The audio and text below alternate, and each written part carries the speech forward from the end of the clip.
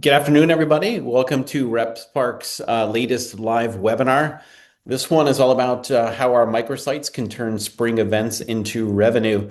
My name is Tim McLain. I'm the Director of Marketing here at RepSpark, and I'm really excited to be joined today by Evan Miller. Evan, welcome in. Thanks, Tim. Appreciate it. Yes, as Tim mentioned, my name is Evan Miller. I am an account executive here at RepSpark, and I have a lot of experience with microsites. So I have been a territory sales rep over the last decade between two brands, Summit Golf Brands, and most recently Johnny O, where I use these microsites at will and throughout every season. So I'm excited to dive into these a little bit more. Great. And I think, as promised, I think if any of you registered after the last invitation went out, we are offering and we will be sending out a copy of Evan's proven email sequence that he uses to engage with the green grass shops to get them to request microsites and really sort of kick off the revenue stream, as well as sort of the white glove service that you can provide by adding a microsite to your tournament or your next event.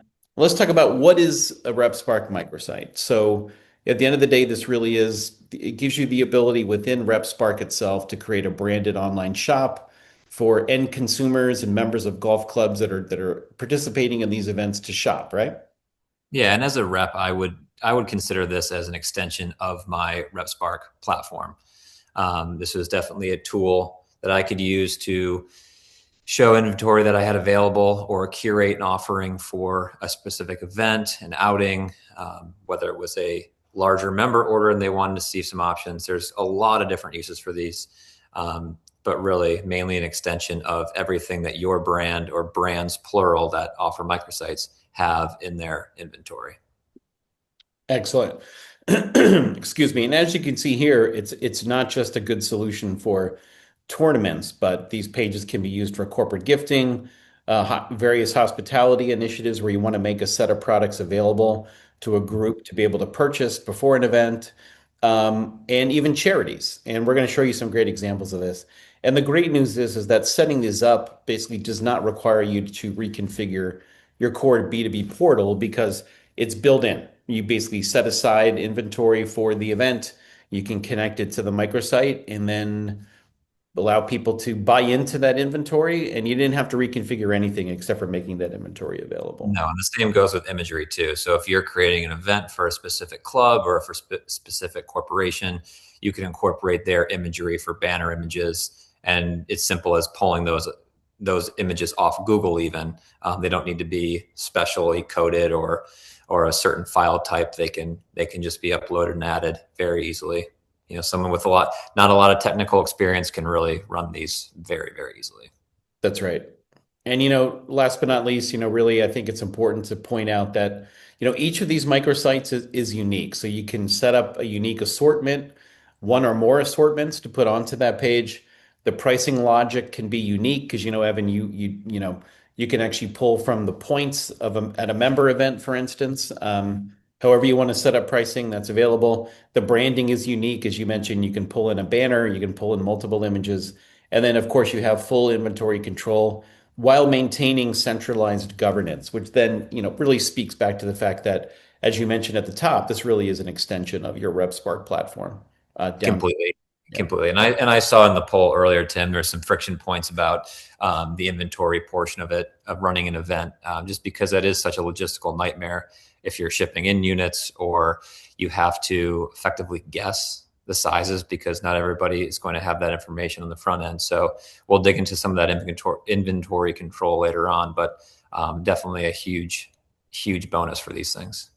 Yeah, and I think before we move on to it, I think it's important to point out that one of the main outcomes of using a microsite, of course, we love the fact that you as a rep can generate more revenue, towards your sales goals for the year and deploy these to multiple green grass shops. That's great.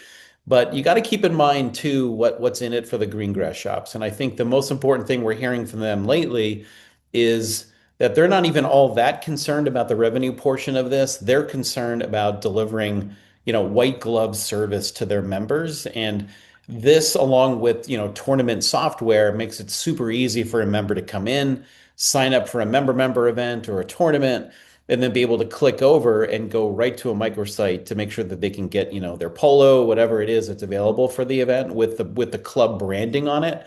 It makes it super simple. It makes the experience great, and that's what the green grass shops really care about, the most is Yeah, providing that service.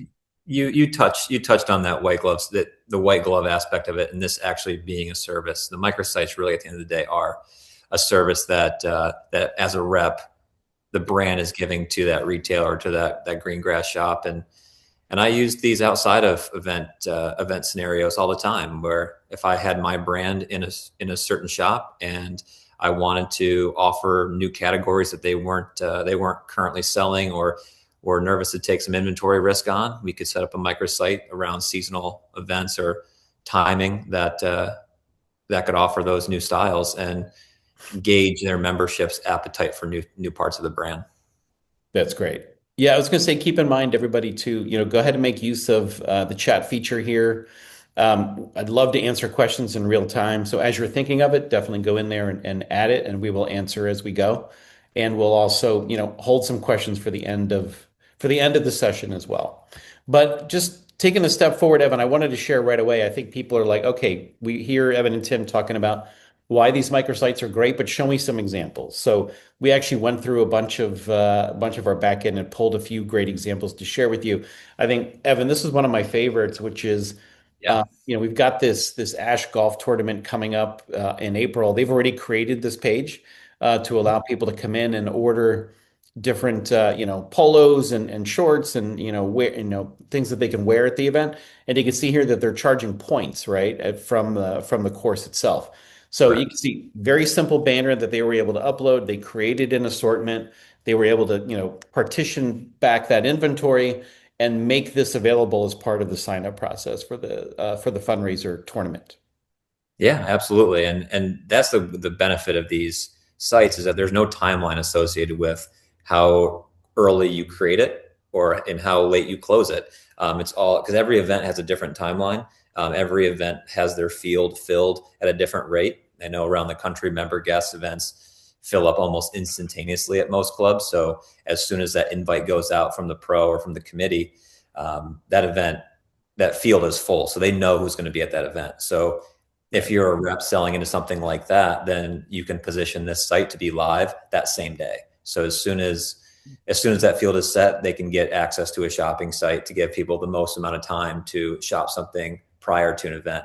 And Tim, you've got a great image here with the Golf Genius connection, Right. because specifically at the green grass level, most events nowadays are run through Golf Genius.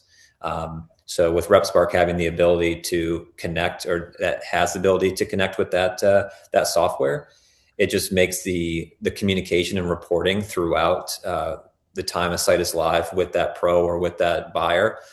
It makes it very seamless. So we can see who's placed orders, who hasn't. The pro or the buyer can nudge people who haven't placed orders before a deadline if there's one in place. But just a great functionality. Yeah, and I think I don't know, Evan, if you've been to these events, you see the pro walking around with this massive clipboard, usually with the assignments, and there's a bunch of red ink on those pages, and it makes it hard to sort of corral everybody. The good news is with software like Golf Genius, and then Golf Genius connecting to RepSpark, means that not only can you sort of manage, somebody drops out of your foursome, you need to add somebody in. How do people get notified about it? We get notified if somebody drops out, so we're not going to order the product for them. And then the new person can go and sign up through Golf Genius and then go right over to the microsite and get, their apparel taken care of. It makes it really seamless. And I think hopefully what you guys are taking away from this is we haven't even talked at all about the need to, pre-order inventory. This is all sort of just-in-time delivery to the golf course. They can either set it to have all the products shipped and arrive in time for the event, and then they give it out to the members at the event, or they can directly ship, the product to the people that are involved to their home. So there's a lot of options here. It's all controlled with our really simple microsite creation tool in the back end of RepSpark. So they are already seeing the ease of how all this works together. And So and Tim, I want to touch one more on that golf league, the Golf Genius connection and the benefits of that. is something that I had dealt with as a rep in the past is, the field is set, someone places an order, and all of a sudden they can't make it anymore. They've got to bow out of that event. Yep. With the connection to Golf Genius, as soon as that cancellation happens and that player is removed from the field, ideally it's before an order goes to production to be decorated. But if that happens, then that order automatically gets canceled. There's no more watching an order list or changing an order after the fact to make sure that we don't send a gift for somebody that's not going to be there. It just automatically drops off. So it's one less thing for the rep and the pro to worry about from an overbuying standpoint. That's right. So obviously the fundraiser example makes a lot of sense. We go to the next one. This is what a basic tournament page looks like. Again, you can create this custom banner, put it at the top. You add some copy in the middle about, the details of, potentially like, which brand of product are you ordering? We're happy to team up with them, at this event, the details, the time and the date, all those good things. And then here, when you scroll down here at the bottom is that assortment, this tournament package.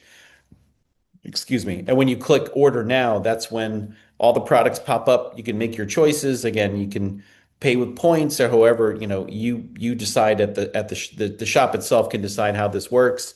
Then you place your orders. So again, they're very simple, but very straightforward, right? And the link is unique to the event and you can, this is how you set them up. And this is a great way to include the buyer, the pro, or the committee in this process because, like you said, Tim, the copy below the banner image is completely customizable. So in an instance like this, particularly at the higher end private clubs, I would always ask that pro or that buyer, the committee, to write their own letter to the field, a welcome letter.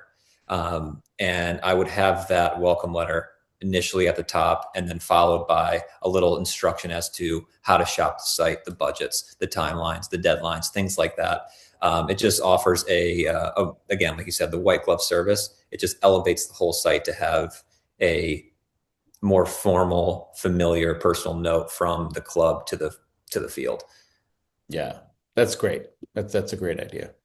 John actually asked the question here, Evan, in real time. So can people enter the microsite post-event? If so, how do we manage that participants that aren't coming to the site multiple times? How does that work? Sure. So while the site's open, participants can go in and place multiple orders. So that's something that throughout the site being live on the reporting end, again, through Golf Genius or even just general checks on the site, you'll be able to see if there's multiple orders. And sometimes that happens organically where, let's say, Tim is my guest and I go in and place Tim's order under my name. So now Evan Miller's got 2 orders. That's just something that we'd want to send an email out to check, hey, did you mean to place 2? And sometimes you can just see duplicates easy and then delete back. But there are a lot of parameters you can set with budgets and allowances. So you can't go over and place a ton of extra orders or additional products. But if you set a deadline to the site, once that deadline is closed, the site is closed. So if someone accesses that URL and tries to go in, it'll just have that same banner image and politely say that the shopping experience has ended. That's so right. anything after the fact, they're not going to be able to shop. Yep, and it's all under your control. Obviously, you log into RepSpark, it's all there. That's correct. And there are instances where, let's say, it's a very impactful member and they missed the deadline or some interesting case. The site can be reopened, and you could just resend the link to that one player and let them go in and place an order. And again, that just comes down to the timelines for delivery and product availability. You got it. Here's another example, Evan. I think we're seeing more and more of this. I know most of the folks on the call today have used it for a tournament or like a spring event, which is a fantastic start. But you can also now use it for corporate gifting too, right? Absolutely. Yeah, I've done it multiple ways. I think the most common ways that we'll see in the Green Grass channel is a member of a club reaches out to their pro, hey, I'm an executive at such and such company, and I want to do something around the holidays for my employees. That's probably the most common built through the club.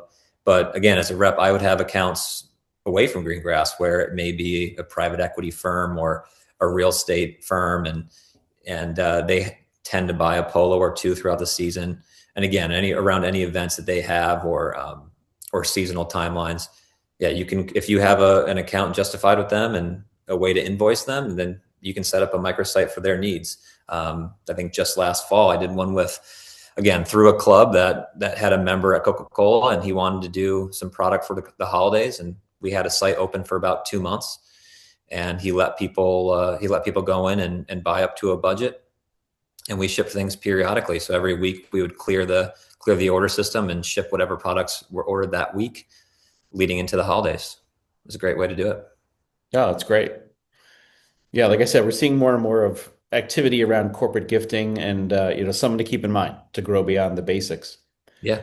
And I think, Evan, I'm excited to share these stats because we went really deep into the back end and looked at, the folks that are, brands using RepSpark as their B2B wholesale platform. What's the real world impact of microsites for last year? So we have more than 30 of our brands on our platform actually actively using microsites today. And the average microsite is bringing in roughly $15,000 of revenue. That's a great number. I think the year previously was slightly lower than that. So that's good. Every year it's getting a little bit bigger in terms of the amount of activity per event. But even sort of more interesting is we had 3 microsites by themselves that generated $100,000 of revenue each. And you can tell right away, a big corporate gifting site, for instance, a big tournament, the more people, the more activity, you can certainly reach those numbers. And some people, Evan, I know, leave their microsites, turned on, not just for an event, but they'll actually use it really as a pop-up shop, sort of an adjunct to their website, right? To be able to buy products from brands. No, absolutely. And that you see that a lot on the corporate side. So going back to that first slide with the charity outing, that charity is associated with so many other people that aren't going to be playing in the golf event.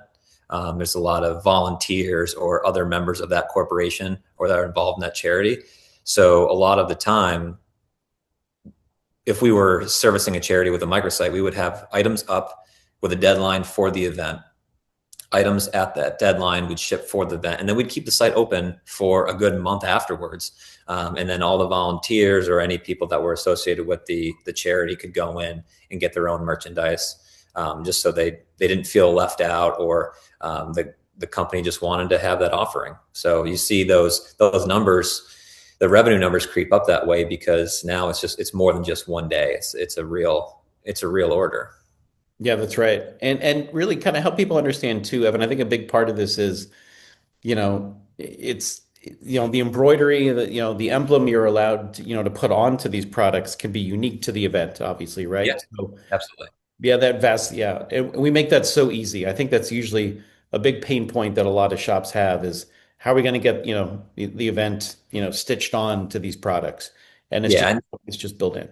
And every vendor, every brand will be a little different in that regard in terms of their lead times for turnaround.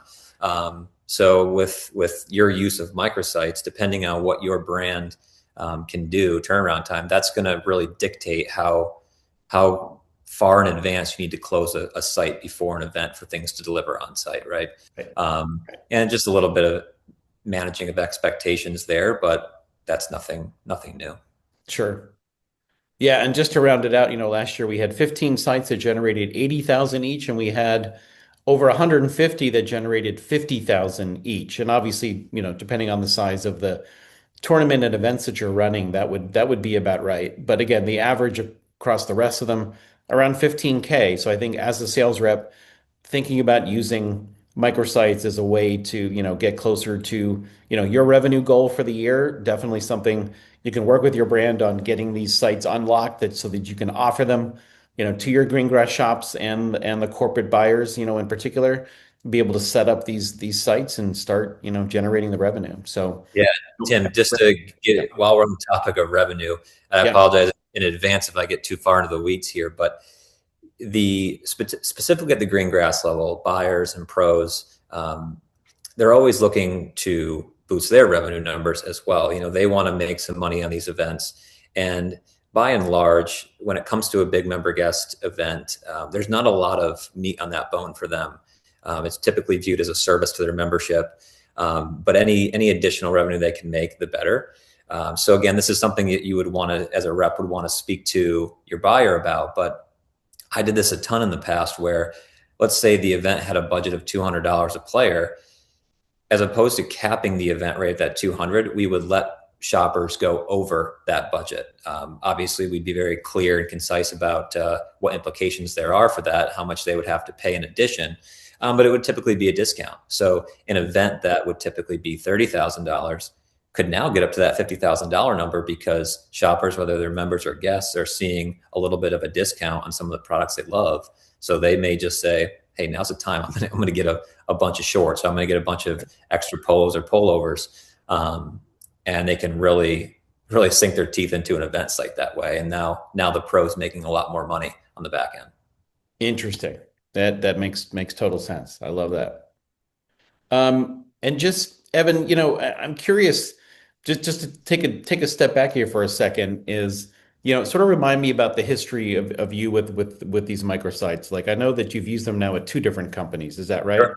Yeah. When I started as a rep, these weren't really prevalent. They weren't an option yet. So my first instance of, I worked events as an assistant pro. So I was on the golf side for a number of years before I was ever on the brand side.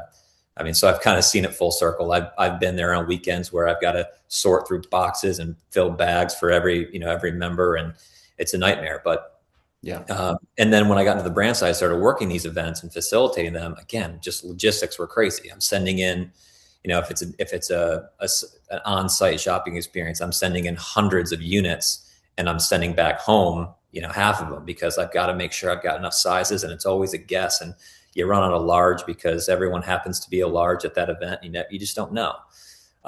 So it ends up taking an event that's one day takes about a week and a half if you're really efficient to manage it. So it was a nightmare. I would say when a microsites came in, the adoption was a little difficult from a rep selling it to a pro, because the pros were so used to having that on-site experience, and they weren't thinking of a digital experience being so white glove.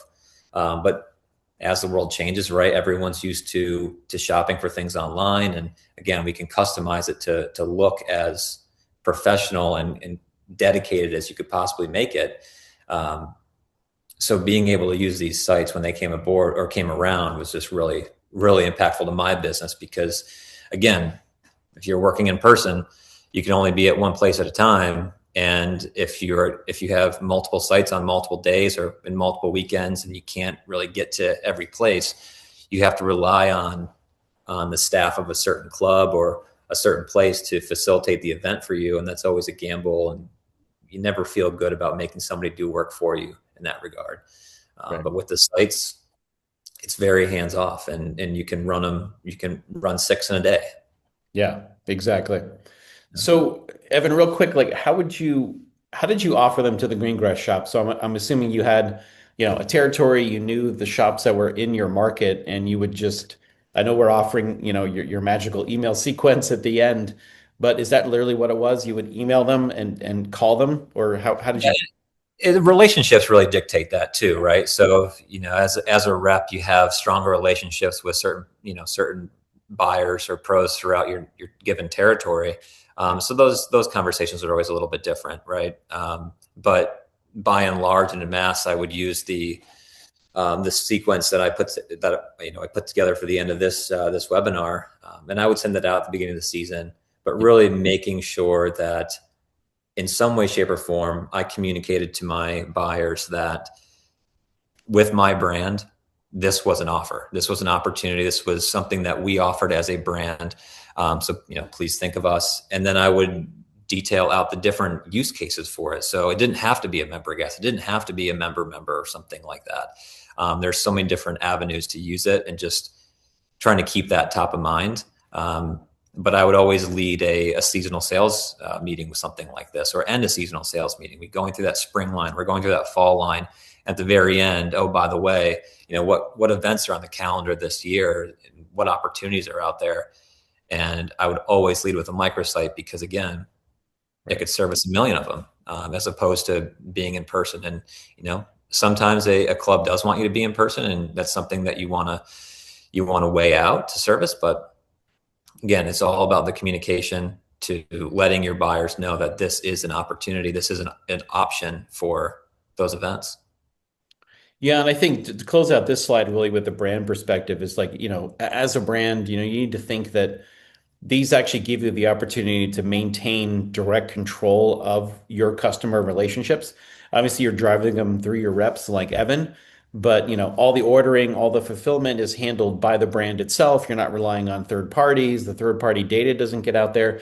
It really helps. This is really sort of the capstone of your RepSpark B2B platform by basically turning, what's normally a B2B experience into, a B2B to C, right? So the consumers are getting access to your brand through RepSpark to place the orders to the allotted inventory that you set aside, and it makes it really frictionless. And again, delivers that white glove experience for your buyers. So it's a big win-win for the brands themselves. And it's as we as reps, I viewed it as an extension of my RepSpark, but I would always position it to my buyers as an extension of their pro shop, right?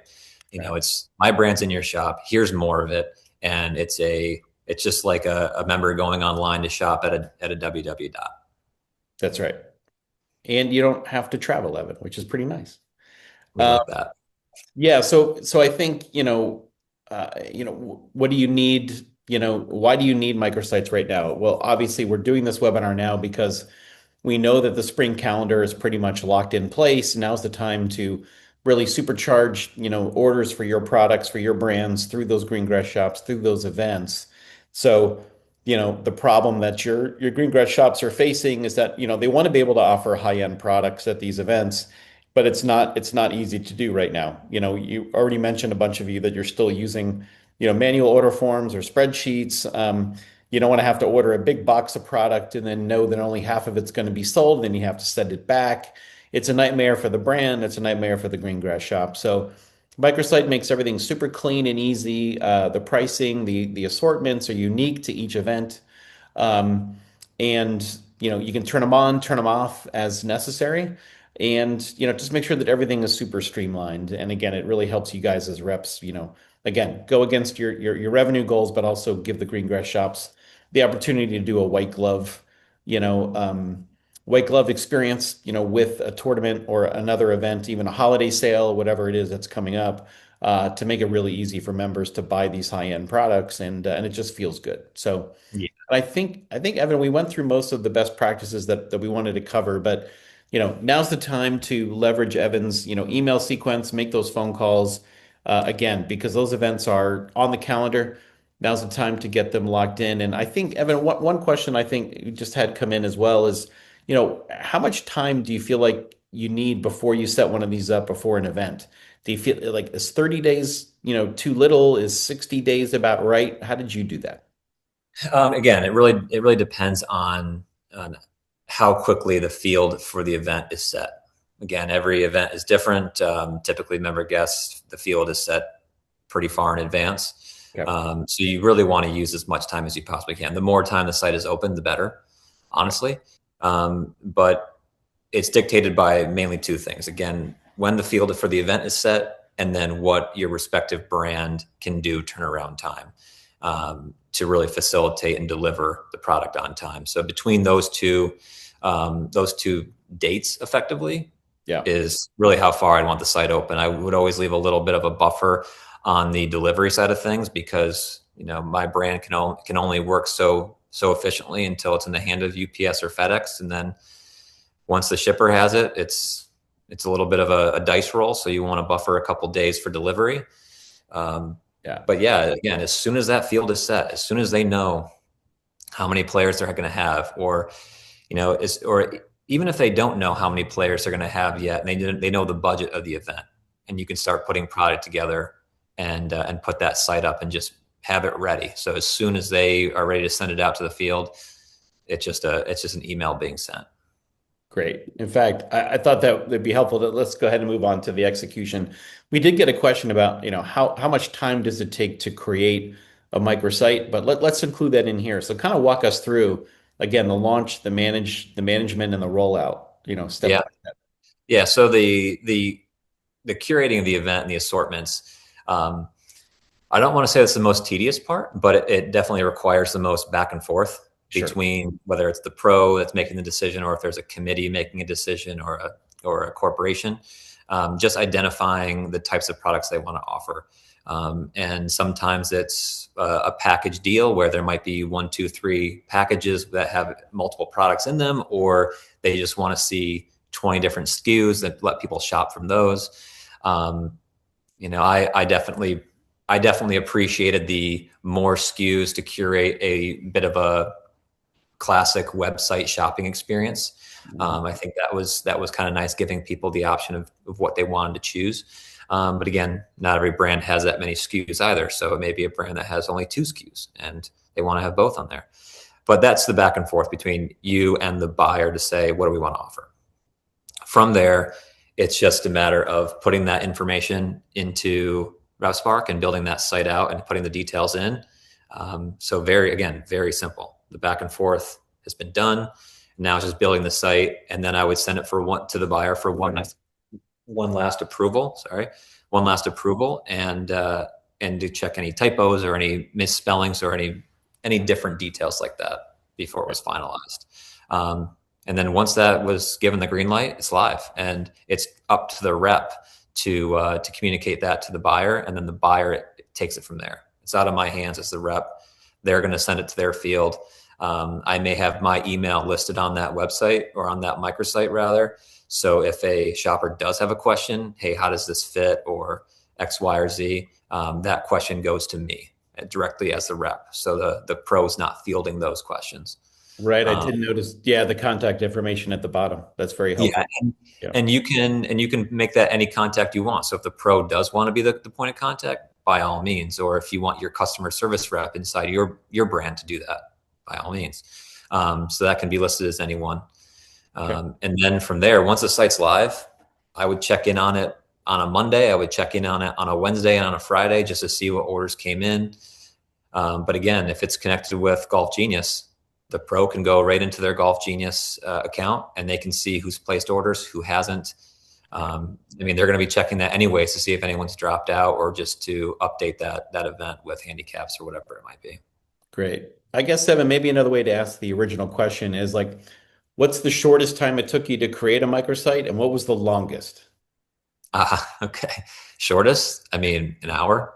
An hour. And that's an hour, not because it took me an hour to make the site, just an hour to work with my buyer to say what we wanted to put together, get it built, get it approved, get it live, right? And that's just going back and forth. It could have been done faster, even if I had them on the phone and they didn't need to go check an answer, but I'd probably say an hour. And then the longest, gosh, maybe a week, just because there was a committee involved. So now there's more people to pick and choose, and they say, oh, well, we don't like those styles that are offered, so we got to go back and forth to get the assortment in place. But that's just normal tedium.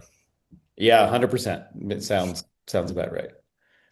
So I think the next steps here, how to get microsites to your retailers. I think, again, Evan, we have, like we mentioned, more than 30 brands that are using microsites today. Every brand does them a little differently. Some of them, I don't know, there's too many differences to list here. So I think as a rep, you just want to get with your sales manager, get with your internal folks to understand, are microsites available? If they're not, how can we get some from RepSpark? By the way, they're really easy to buy from us. We can get them stood up for you very quickly to be able to give to your sales team. Sort of understand the rules of the road, and then take advantage of, Evan's amazing email sequence, which, just want to put that out there. So everybody who's obviously live today, when you get the webinar recording tomorrow, it'll include a link over to this. This will be a PDF that will have Evan's emails, both for tournaments, but also to really inspire people to think about, holiday sales, the other sort of use cases for microsites. So based on what's available, you can change the emails just a little bit, but it's usually like, here's the offer, this is what they are. Then there's a follow-up email, and then sort of a final, hey, signing off now, but, think about us in the future. Certainly. And I think, Tim, the real main focus or the real meat of the email that I've put together and that I used to use is the use cases, like you said, because there's so many different things that, even as a rep, you're so focused on your seasonal numbers and getting those in-shop orders into the system that you either you don't think about or you miss the opportunity for additional sell-in. And some of the ones that I really tapped into with the microsites are particularly for the newer clubs that are kind of popping up all over the place now, or a club that's offering maybe doing a new membership drive. Let's put a microsite together for any new member that's joined in the past year, so they can go in and get some branded gear, because typically new members are the ones that are going to spend the most in a pro shop because now they want the logo everywhere. That's right. And there's a million different, again, I listed out a ton of the most popular use cases that I sold these microsites into. And not a single one of them is a stretch. It's a very easy use case. That's right. That's right.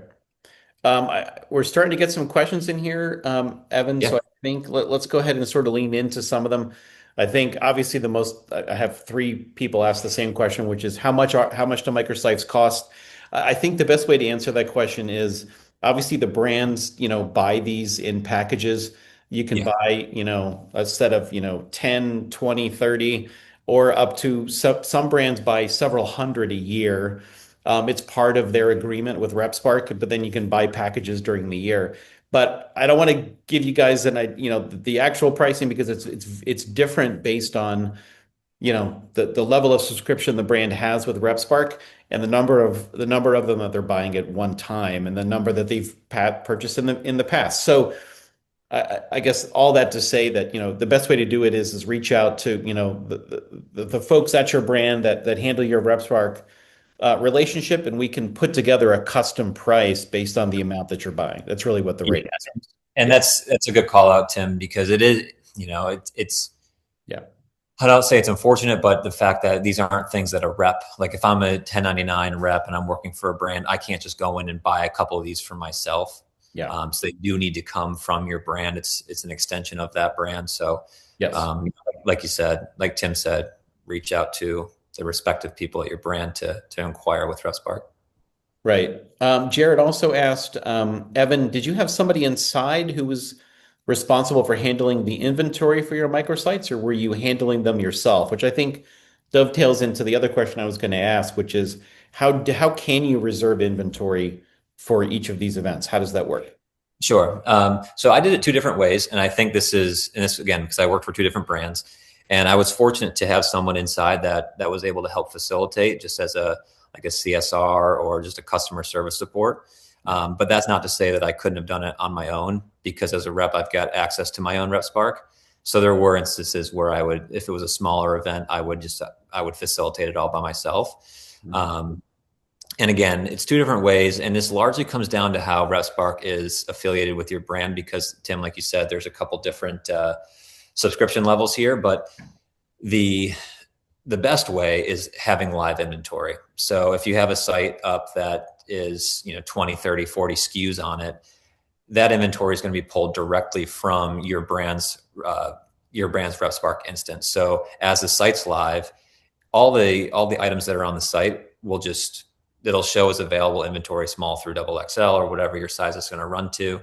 And if, let's say, you're in New York and the rep in Arizona steals a bunch of inventory for the event of their own, then that style will just pop in as sold out on that site, and you can manage it accordingly. On the flip side of it, you can also just, similar to how you would send inventory to an in-person site, you could bulk hold inventory on like a RepSpark order. So if you have, Country Club XYZ, and they've got 4 styles on a website, you could go in and hold, 50 units per SKU on a generic size run basis, just to kind of cover you on the back end. And then as that site's open, you can monitor the orders that are coming in to see if you need to add a few more mediums to your bulk hoard or bulk hold, or, adjust that inventory accordingly. But it's always good just to bulk hold that on the back end. So I prefer the live inventory. It's a little less management, but you can also do a bulk hold, similar to how you would sending something in, but now you don't have to send it, which is great. That makes sense. Tina is asking, It sounds like you can use microsites in many ways, like running a special on certain products within your brand. Is that another way to offer that? Yeah, you can do that. But again, it's something that's going to be that's just a unique way to position it because you could offer new styles, like if you have a new product launch or like a seasonal, if something around like the World Cup is coming to Philly, right? And you want to offer some product with World Cup logos on it to your clubs in the area or something like that. You could absolutely do that, and then have it open to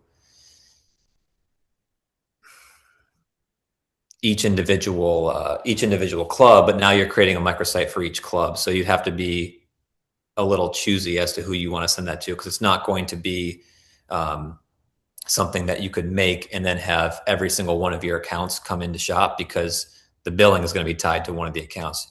When you create a microsite, it's tied to a specific account, a specific club or end user, effectively. Gotcha. Makes sense. Yeah, but that's where we have the catalogs on our RevSpark site. So if you do want to have a specific product catalog or launch, you can create a custom catalog within your RevSpark instance, and then all of your companies that are shopping can come in and see that and just order the normal way. So you don't necessarily need to use a microsite for that. Gotcha. But we have seen some green grass shops use these literally as pop-up shops, right? Yeah, absolutely. Yeah, Totally. exactly. Yeah. So yeah, if you want to create a pop-up shop for your specific brand, then a club sends it out to their membership in the, for opening day or, Father's Day, Mother's Day, whatever it might be. Yeah. Yep. I think going beyond the email, I don't know, Evan, if you had any more to add. Somebody asked, how do I market microsites to my clubs? How, have you also like called clubs to talk about it, or like was it mostly through email? Oh yeah, absolutely. Call. Yeah. Call, email. Again, the green grass channel is still very handshake driven, right? So phone calls go a long way. But it's really all positioned around the questions that I would ask about event opportunities throughout the year. That was always a question I was going to ask, no matter what, to start the year, whether it's starting the spring buy or the fall buy. Whenever I'm in an opportunity or I'm in a sales opportunity with an account, I'm going to ask about events because sometimes it's not something a buyer's thinking about at that moment. They're thinking about their seasonal buy, or they're calling me for reason A. Okay, we solve that. We figure that out. And then, oh, hey, while I've got you, any corporate outings coming up, Monday, how's your Monday outing schedule? That's such a big one. These clubs are burning the candle at both ends, and every Monday seems booked with a corporate outing. So there's a lot of opportunities there as well. So I would just think about it in those contexts. There's not really a specific marketing agenda. It's just making that topic and that question top of mind to always capitalize on those opportunities. But yeah, you could call a pro, let them know, hey, this is brand new for us. If your brand hasn't offering microsites right now, but they're going to be offering microsites in the coming season, I mean, that's something to share with people. It's brand new. It's a new opportunity, a new offering from this brand, a new service, but we appreciate your business and want to offer some more opportunities for you as the buyer to make some more revenue. Excellent. Well, Evan, I think that's all the questions I have in front of me. I feel like we've gone a little bit over time, but I appreciate you hanging on with us and everybody attending today.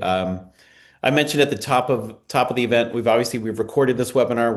We're going to send you a link to the video tomorrow, along with a link to Evan's email sequences. Feel free, copy paste, use those to get the word out. And edit. And edit. You did well. Yeah, absolutely. Edit away.